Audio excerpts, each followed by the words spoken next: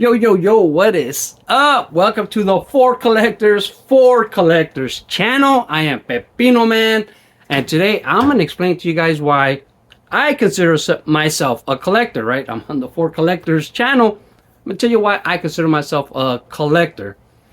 And more importantly, I think why I had the niche where I consider myself a vintage baseball card collector. Give it that I have 99%, 80s to now modern cards, and I probably have less than 1% vintage baseball cards in my collection. But why I still consider myself a vintage baseball card collector. All right. One of the biggest things is I love legends. I'm into legends, history, medieval, whatever it is, just in the past. Love legends, and a legend is something that is like an unauthenticated story, something you might heard and you might believe to be true, but there is no authentication of it, no record, no proof. That's a legend. You know what I mean? So when it comes to, like, say, Kobe and Ruth, when, like, a lot of people consider them both legends, but by definition, Kobe Bryant is not really a legend. I love Kobe Bryant. I got him on my shelf all the time. But would I consider him a legend? By definition, no, because a legend is an unauthenticated, story or whatever. And Kobe Bryant's, everything's been documented. You know what I mean? That's why. Oh, he scored 81 points. He scored 61 points in the last game. Things like that, they're authenticated. There's record of it. That's why it just can't be a legend by definition. Ruth, let's say Ruth, like this whole story right here where he pointed. It's not authenticated. Some people said it was because he was at the hospital with that kid and he told that kid, I'm going to hit a home run for you tomorrow. And so a lot of people believe, like, oh, he was pointing out his home run because he promised the kid. Great story, great story. So it's a legend because then later on came out story that, people were spitting on his wife at the game and the Cubs, like, we were just giving them hell. And so he pointed to them like, I'm going to hit a home run because whatever, he was sick of all that. It's a legend. You don't know what the truth is. That's what I love. What intrigues me. You can't really get that in modern times anymore because everything is recorded. Ty Cobb is a legend. They say he used to, like, sharpen his cleats. You know what I mean? In the dugout, and let the opposing players see him sharpening his cleats. He was considered a dirty player. He had a lot of stolen bases, and they say sometimes it was because everybody knew he was sharpening his cleats, and if you were trying to get a double play on him, get him out at second, he was coming at you, with the cleats. He was coming at you no matter what. Legend. That was his thing. He's considered a dirty player. And that's just crazy, right? Sharpening your cleats and showing the people, hey, I'm going to slide into you and just cut you up. It's insane. But, I just seen, believe it or not, Field of Dreams not that long ago. I remember telling Three Good Nerds, like, you know what? I've never watched that movie. It's crazy. I don't know how, why, what. I've seen like 90% of all the baseball movies, and that's just one of the 10% that I haven't seen. And there was a line in there where they said, hey, Ty Cobb asked us to play. We told him to, suck it or whatever they said. That was proof, kind of like, oh, yeah, he was a dirty player. He wasn't really well respected during his time.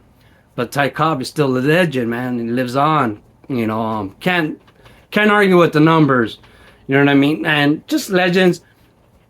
Pitching.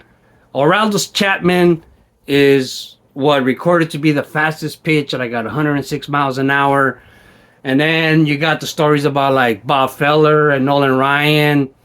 Bob Feller, there was a motorcycle that was going to go past him at 86 to see if he throws 86 and measure how fast he was throwing his fastball.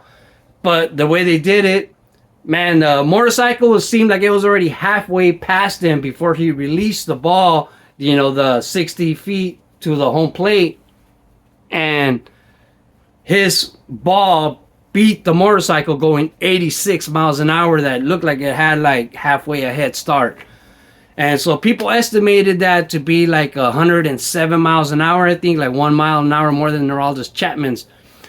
But that's unauthenticated. You can't prove it. So it's just a legend, like the way they came up with the numbers. Aroldis Chapman, his 106 is documented, like proof, like, oh, he for sure threw 106. Bob Feller raced a motorcycle that was going 86 miles an hour. It had like a halfway head start, maybe a little bit less, and he beat it. Not only that, Bob Feller had to throw it to this little, a little black ball strike zone like this, and he hit it. He threw that little strike zone. A strike zone today is like this, and he had to throw it to a black circle, and he did. And Aroldis Chapman's 106 mile an hour pitch was nowhere close to being a strike. You know what I mean? And Bob Feller threw it to his little ball. And then like Nolan Ryan, the way he was, that's why it's a legend. You can't authenticate it. You can't prove it 100% sure. They say he threw 108. And one of the differences being is because back in the day, they measured the speed of the ball like going across the home plate or a little bit less before the home plate. So, but now they measure the speed of the ball coming off the pitch, right off your hand. You know what I mean? Like right when you throw it. So obviously physics, whatever, friction, it comes out faster as soon as you throw it, and by the time it goes to home plate, it's slowed down from the 60 feet, going from here to there. And back then, they would measure the ball going past the plate, but now they measure it coming off your hands. So that's why now it's just things like that are just legends. You can't make it 100% proof. You know what I mean? I just love and one of the things I want to say is like why I consider myself a vintage baseball card collector, even though I probably have 80s and up 99% and vintage 1%.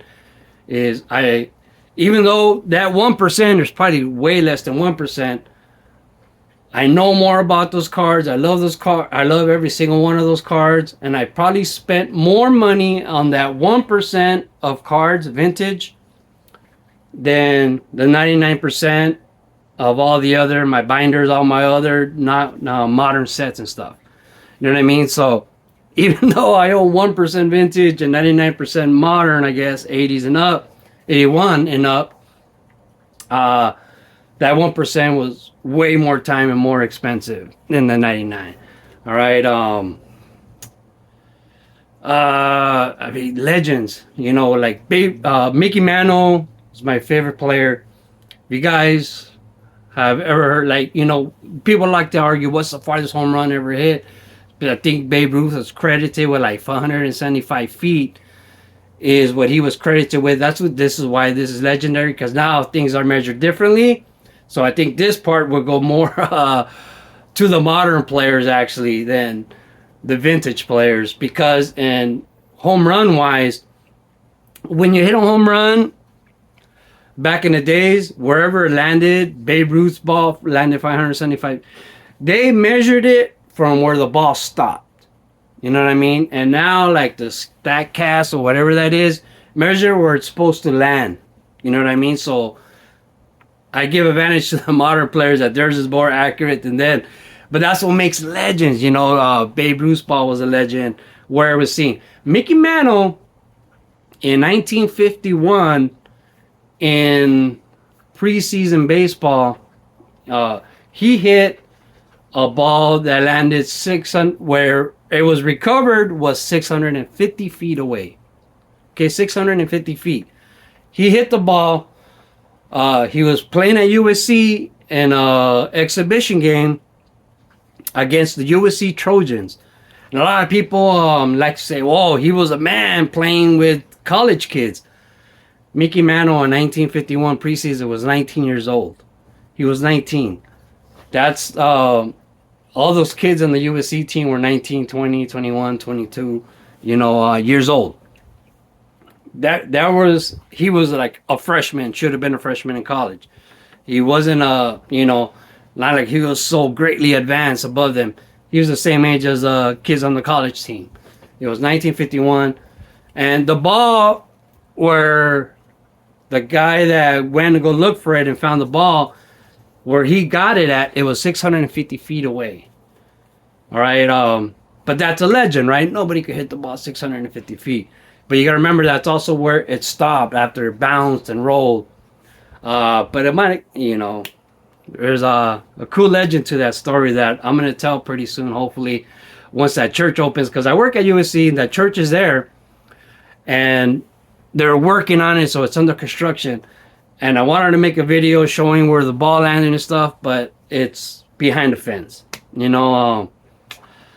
So, legends. I just love the legends, the unanswered. There's legends in cards, like the Eddie Plank.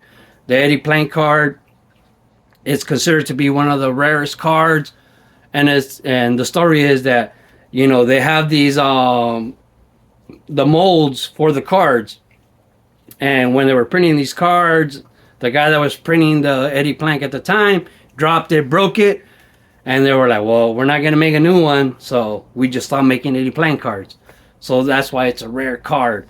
You talk about Honus Wagner that, his T206 is rare because he told him not to print it because he's against cigarettes and he's against smoking and kids and this and that. But then after that, did many ads advertising cigars and smoking and stuff, all right? So, also a legend. And say even more modern, Bill Ripken. The Bill Ripken legend of the 89 Fleer was a legend forever. Like, nobody knew the truth. No one could authenticate the story. And then Bill Ripken came out and told what happened and told the story, so it was no longer a legend. He put the story to rest, and the legend died. It would have been so cool if he never would have told us what happened in reality, what really happened, and it would still be a legend to this day. That would have been sweet. Would have loved that. And that's about it, man. Legends. And so that's why I love vintage cards and the players from back in the days, where the reason why there's legends, why they are legends, is some of their stories, well, we'll never find out the whole truth. And modern players now, we know everything about them. It's out there. So that's why I love vintage baseball cards, man. Almost every player back in the days had a legend about them and a story to tell. Right? So, love the hobby, people. Keep watching. For collectors.